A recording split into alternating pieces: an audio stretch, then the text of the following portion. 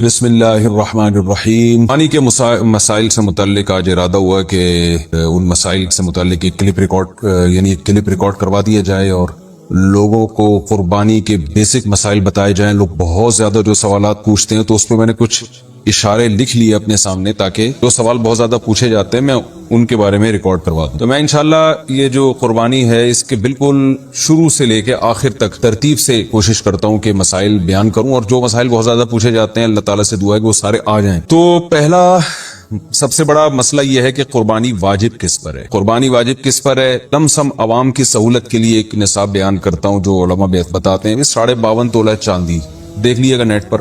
تو اتنی مالیت کا کسی کے پاس سونا ہو یا چاندی ہو یا تجارتی مال ہو. تجارتی مال کہتے ہیں وہ سامان جو بیچنے کے لیے آپ نے خریدا, یا کیش رقم ہو, یا یہ کہ ضرورت سے زائد سامان. ضرورت سے زائد سامان کہتے ہیں وہ سامان جو پورے سال بھی استعمال نہ ہوتا ہو. تو ایسی کوئی چیز اگر آپ کے پاس اتنی مالیت کی پڑی ہوئی ہے, یا ایک نہیں 2-4 چیزیں مل کے اتنی مالیت کو پہنچ جاتی ہیں, یعنی خلاصہ یہ نکلا کہ آپ کے جو استعمال میں آنے والی چیزوں کے علاوہ آپ کے پاس اتنی مالیت کی مال موجود ہے اور ضروری خرچے اس میں سے نکال دیں, قرضے نکال دیں, وہ سب نکال کے بھی اتنے پیسے آپ کے پاس بچتے ہیں 50, 55, 60 ہزار تک, تو پھر آپ پر قربانی واجب ہے. یہ بہت مختصر بتا رہا ہوں کیونکہ اگر میں اس کی نصاب کی ڈیٹیل میں گیا تو پورا کلپ اسی میں نکل جائے گا. تو لم سم ایک بتا رہا ہوں آپ کو کہ اتنا اماؤنٹ کسی کے پاس ہو تو اس پر قربانی واجب ہے. پھر بھی سمجھ میں نہ آئے تو اس بارے میں میرے دوسرے کلپ یوٹیوب پہ آپ کو مل جائیں گے, یا دوسرے علماء سے آپ تفصیل پوچھ لیں, وہ انشاءاللہ آپ کو ڈیٹیل بتا دیں گے. کیونکہ نصاب میں اگر میں زیادہ ڈیٹیل میں گیا تو بہت ہی لمبی بات ہو جائے گی پھر. تو اس پر قربانی واجب ہے. بڑا مسئلہ یہاں پر ایک یہ اٹھایا جاتا ہے کہ کیا گھر کا سربراہ اگر قربانی کر لے تو سب کی طرف سے کافی ہو جائے گی, یا جو بھی صاحب نصاب ہے جس میں بھی استطاعت ہے اس پر الگ سے قربانی واجب. اس میں فقہاء کا اختلاف ہے. بعض علماء کی رائے یہ ہے کہ ایک آدمی اگر گھر کی طرف سے قربانی کر لے تو سارے اہل خانہ کی طرف سے کافی ہو جاتی ہے, اور اس کے بارے میں بعض تابعین سے آثار منقول ہیں, مصنف ابن ابی شیبہ کی روایات ہیں. لیکن ہماری رائے یہ ہے اور بر صغیر کے علماء کی رائے یہ ہے, اور امام ابو حنیفہ رحمہ اللہ تعالیٰ کی بھی رائے یہی ہے کہ ہر شخص پر الگ سے قربانی واجب ہے اگر وہ صاحب نصاب. اس کی 2 دلیلیں بہت مضبوط ہیں. سب سے مضبوط دلیل رسول اللہ صلی اللہ علیہ وسلم کی حدیث ہے, من وجد سعۃ لأن یضحی فلم یضحی فلا یقربن مصلانا. آپ صلی اللہ علیہ وسلم نے فرمایا جس کے پاس قربانی کی طاقت تھی اور اس نے قربانی نہیں کی وہ ہماری عیدگاہ کے قریب بھی نہ. تو اس سے پتہ چلتا ہے کہ جس کے پاس بھی اس طاقت ہے, تو اس میں یہ نہیں ہے کہ گھر کا سربراہ سب کی طرف سے کرے. تو یہ جو ہے ایسا نہیں ہے, بلکہ صاف الفاظ ہیں حدیث کے کہ جس کے پاس بھی استطاعت ہے تو وہ اس پر قربانی اس کو کرنی پڑے گی. اور دوسری دلیل یہ ہے کہ عبادات میں کہیں بھی ایسا نہیں ہوتا کہ ایک کی عبادت دوسرے کی طرف سے کافی ہو جائے. تو اس پر قیاس کا تقاضا بھی یہی ہے کہ جب اسلام میں کوئی بھی ایک عبادت دوسرے کی طرف سے کافی نہیں ہوتی تو یہ کیسے ممکن ہے کہ قربانی جو مستقل ایک سنت ابراہیمی ہے وہ ایک کرے اور دوسری کی طرف سے بھی وہ خود بخود ادا ہو جائے. تو یہ اس کا بھی تقاضا ہے. بعض حضرات یہ دلیل دیتے ہیں کہ حضرت ابو بکر اور عمر رضی اللہ عنہما قربانی نہیں کرتے تھے. اچھا سوری, یہ دوسرے مسئلے کی دلیل ہے. پہلا تو یہ ہو گیا کہ قربانی ہر صاحب استطاعت پر لازم ہے. بیگم کے پاس اگر زیور ہے اور اتنی مالیت کا ہے تو اس پر بھی قربانی واجب ہے. پھر وہ الگ بات ہے کہ اس کی طرف سے میاں اس کی پرمیشن سے کر دے, یعنی واجب تو اس پر ہوگی لیکن ضروری نہیں ہے کہ وہ خود کرے, اس کی طرف سے اس کا میاں بھی کر سکتا ہے اس کی پرمیشن سے, اجازت سے, اور میاں اپنی طرف سے بھی ایک کر دے اور بیگم کی طرف سے بھی ایک کر دے. یعنی گھر کے ایک فرد کرے گا اور سب کی طرف سے کافی ہو جائے یہ نہیں ہے, بلکہ ہر فرد کو الگ کرنی پڑے گی. وہ الگ بات ہے کہ اپنے پیسے سے کرنا ضروری نہیں ہے, وہ فرد خود کرے یا کسی سے کروا دے. پھر جب کسی سے قربانی کروائے گا تو اس کو پیسے دے, یا جو قربانی اس کی طرف سے کر رہا ہے وہ خود اپنے پیسے استعمال کر لے تو بھی ٹھیک ہے. یعنی یہ بھی ٹھیک ہے کہ آپ کے جو ابا ہیں, آپ کے جو والد صاحب ہیں وہ قربانی کر رہے ہیں اور سب بالغ بچوں کی طرف سے کر رہے ہیں, پیسے کسی سے نہیں لے رہے تو بھی ٹھیک ہے, کوئی حرج نہیں ہے. یا شوہر بیوی کی طرف سے کر رہا ہے اور پیسے نہیں لے رہا اس سے تو بہت اچھی بات ہے. ایسا نیک شوہر اللہ میاں سب کو دلائے. تو یا بیگم صاحبہ کر رہی ہیں اپنے خرچے پہ اور میاں کی طرف سے بھی کر رہی ہیں, میاں سے پیسے نہیں لے رہی, تو سبحان اللہ, بہت اچھا لگا آپ کو سن کے, تو ہمیں بھی بہت اچھا لگا. تو یعنی پیسوں کا ہر ایک کا ڈالنا ضروری نہیں. اچھا یہ بھی ایک مسئلہ ہوتا ہے کہ بڑا بھائی کر رہا ہے سب کی طرف سے اور سب سے آدھے پیسے لے رہا ہے قربانی کے, وہ یا تھوڑے پیسے لے رہا ہے, باقی پیسے اپنی جیب سے ڈال رہا ہے تو بھی ٹھیک. یعنی جس کی طرف سے قربانی ہو رہی ہے اس کے لیے خود سے پیسے یعنی خرچ کرنا ضروری نہیں ہے, اس کی طرف سے اگر کوئی اور خرچ کر دیتا ہے تو بھی ٹھیک ہے. چاہے پورے پیسے خرچ کرے یا آدھے پیسے خرچ کرے. قرضہ لے کے بھی قربانی کی جا سکتی ہے. آپ کے پاس اگر پیسے نہیں ہیں تو آپ قرضہ لے کے کر سکتے ہیں، اگر آپ کو یقین ہے کہ میں یہ قرضہ بعد میں لوٹا سکتا ہوں. البتہ قرضہ کھا کے قربانی ٹھیک نہیں ہے، کہ آپ نے کسی کا قرضہ دینا ہے، وہ مانگ رہا ہے، دروازے پہ کھڑا ہوا ہے، وہ دے نہیں رہے اور آپ اس کے پیسوں سے بکرے کاٹ رہے ہیں آپ، یہ ٹھیک نہیں ہے. یہ آخرت کے لیے بھی نقصان دہ ہے اور وہ بکرے کے لیے تو نقصان دہ بہرحال ہے ہی ہے. تو ایک مسئلہ تو یہ ہو گیا. دوسرا مسئلہ یہ ہے کہ قربانی کیا واجب ہے یا سنت ہے؟ تو اس بارے میں بھی دونوں رائے ملتی ہیں علماء کی. جو علماء کہتے ہیں سنت ہے وہ بھی عام سنت نہیں مانتے بلکہ سنت مؤکدہ. سنت مؤکدہ کا مطلب جو نہیں کرے گا قابل ملامت ہوگا. اور امام ابو حنیفہ رحمہ اللہ تعالی کی رائے کے مطابق یہ واجب ہے، اور اس کی دلیل وہی ہے کہ پہلی بات تو یہ کہ عبادت ہے، اور عبادت میں احتیاط کے پہلو کو ترجیح دی جاتی ہے، کیونکہ احتیاط اسی میں ہے کہ اس کو اگر واجب قرار نہیں دیتے تو بہت سے لوگ قربانی کا فریضہ چھوڑ سکتے ہیں اور اس بات کا خطرہ موجود ہے کہ قیامت میں ان کو گناہ نہ ملے. تو اس لیے احتیاط کے پہلو کو ترجیح جائے گی. اور مضبوط دلیل امام ابو حنیفہ کی قرآن نبی صلی اللہ علیہ وسلم کی وہی حدیث ہے، من وجد سعة لأن يضحي فلم يضحي فلا يقربن مصلانا. آپ صلی اللہ علیہ وسلم نے فرمایا جس کے پاس قربانی کی گنجائش تھی اور اس نے قربانی نہیں کی وہ ہماری عیدگاہ کے قریب بھی مت پھٹکے. آپ صلی اللہ علیہ وسلم 10 سال مدینہ منورہ رہے، ہمیشہ آپ صلی اللہ علیہ وسلم نے قربانی کی. بعض حضرات یہ دلیل دیتے ہیں کہ حضرت ابو بکر اور حضرت عمر نے قربانی نہیں کی اپنے دور خلافت میں، اس سے پتہ چلتا ہے کہ قربانی واجب نہیں ہے. تو یہ دلیل اس لیے درست نہیں ہے کہ حضرت ابو بکر اور حضرت عمر رضی اللہ تعالیٰ عنہ مسکین تھے، غریب تھے، اگرچہ مسلمانوں کے خلیفہ تھے، لیکن یہ ان کی ایک کوالٹی تھی کہ اتنے لاکھوں مربع میل کے مالک ہونے کے باوجود وہ پیون زدہ کپڑے پہنتے تھے. تو صاحب استطاعت پہ قربانی واجب ہے. یہ دونوں حضرات بڑے تھے مگر قربانی نہیں کی انہوں نے، جیسے کہ روایت میں آتا ہے اس کی وجہ استطاعت نہ ہونا. تو استطاعت اگر نہیں ہے تو پھر قربانی لازم نہیں ہے. بلکہ اگر آپ قرضہ لے کے قربانی کرو گے اور خطرہ ہے کہ میں قرضہ ادا نہیں کر سکتا تو پھر تو جائز ہی نہیں ہے آپ کے لیے، کیونکہ دوسروں کا حق دبا کے آپ کے لیے عبادت کو کی وجہ آوری یہ ٹھیک نہیں. اس کی فضیلت کیا ہے قربانی کی؟ رسول اللہ صلی اللہ علیہ وسلم نے ارشاد فرمایا بقرعید کے دنوں میں یو ایام نہر میں اللہ کو جانور کا خون بہانے سے زیادہ کوئی عمل محبوب نہیں ہے، اور ہر بال کے بدلے میں اللہ نیکی عطا فرماتے ہیں. یہ قربانی کی بہت بڑی فضیلت ہے، اور اس کی فضیلت آپ علماء سے بیانات میں سنتے ہیں. میں بھی چونکہ بہت مختصر جلدی بات کر رہا ہوں تاکہ میں پورے موضوع کو جلدی سے سمجھ. ہے مفتی تقی عثمانی صاحب کو اللہ نے بچا لیا، واہ واہ واہ، اتنے بڑے بزرگ ہیں اللہ نے بچا لیا، تو اس سے تو یعنی یہ ثابت ہو جائے گا کہ وہ اللہ کے مقرب ہیں. تو ہم کیا ہیں؟ ہم ایسے ہی ہیں. ٹھیک ہے نا بھائی، اللہ کی نعمت ہے، کسی کو بچاتا ہے اللہ تعالیٰ اس کے تقوی کی وجہ سے، اس کے اخلاص کی وجہ سے، اور کسی کو شہادت دے دیتا ہے.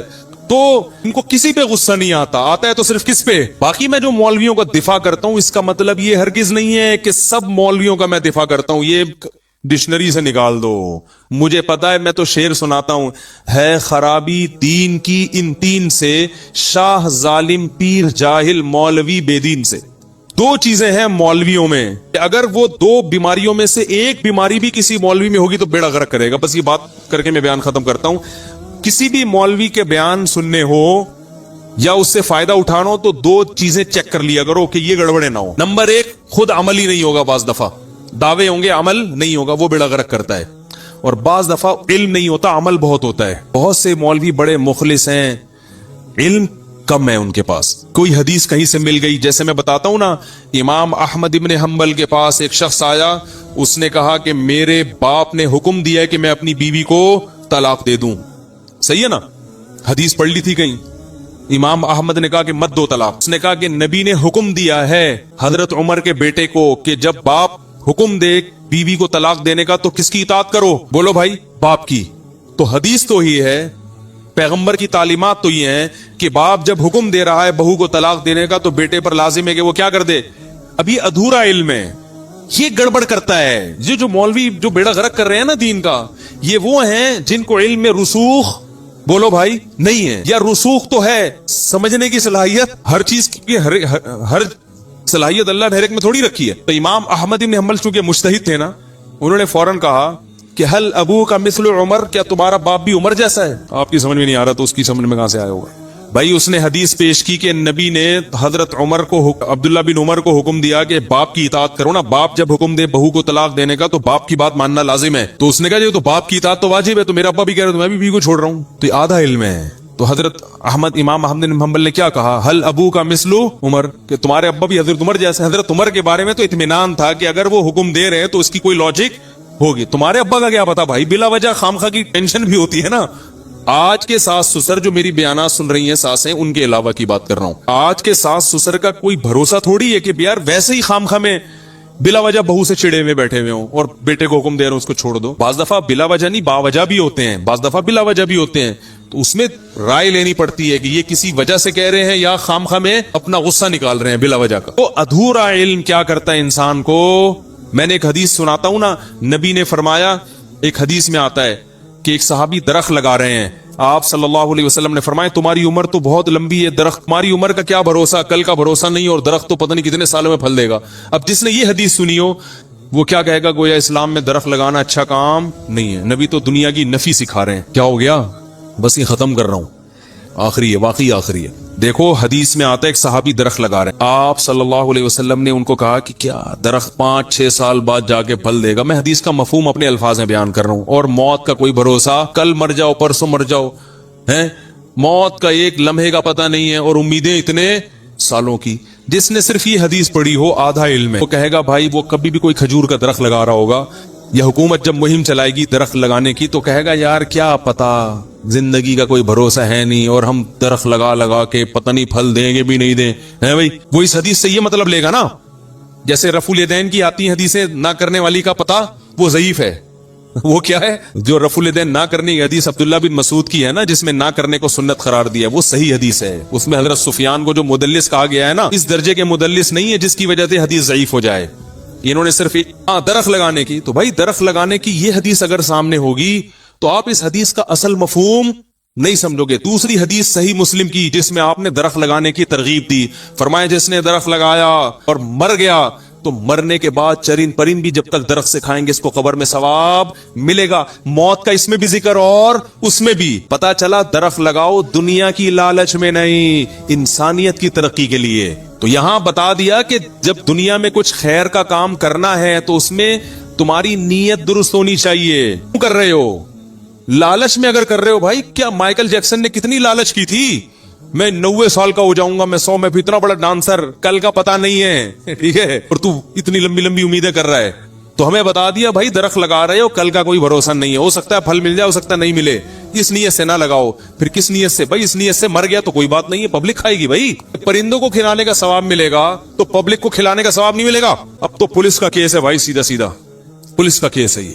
تو خدا کی قسم یہ گائیڈنس صرف مذہب کرتا ہے. مذہب کو زندگی سے نکال دو گے، ان ایتھیسٹ لوگوں کے پاس اور لبرل لوگوں کے پاس قوم کی گائیڈنس کے لیے کوئی کتاب نہیں ہے جو لوگوں کا قبلہ درست کرے.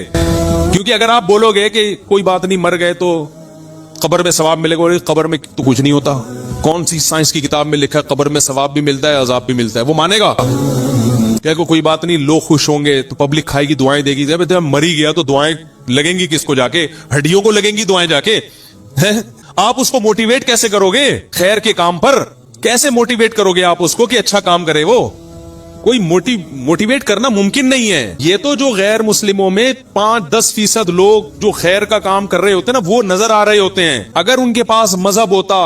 ایک صاحب یورپ سے آئے، کہنے لگے یار میں کسی خاص ملک کا نام نہیں لوں گا، کہہ رہے 5% لوگ ایجوکیٹڈ ہیں، باقی 95% سمجھتے ہیں ان دھندوں میں لگے ہوئے عیاشی میں.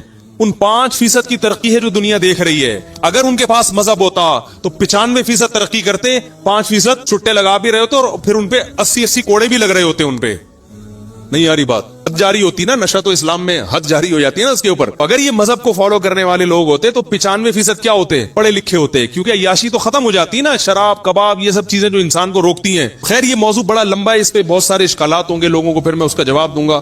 تو مجھے پتا ہے اس پہ کیا کیا آپ کے ذہن میں اشکالات آ رہے ہوں گے، اس کے کیا کیا جوابات ہیں، لیکن اس کو چھیڑوں گا تو موضوع پورا چینج ہو جائے گا. تو میرے بھائی اسلام نے آپ کی نیت کو درست کر دیا کہ درخت لگاؤ، ترقی کرو، مگر زیادہ امیدیں دنیا سے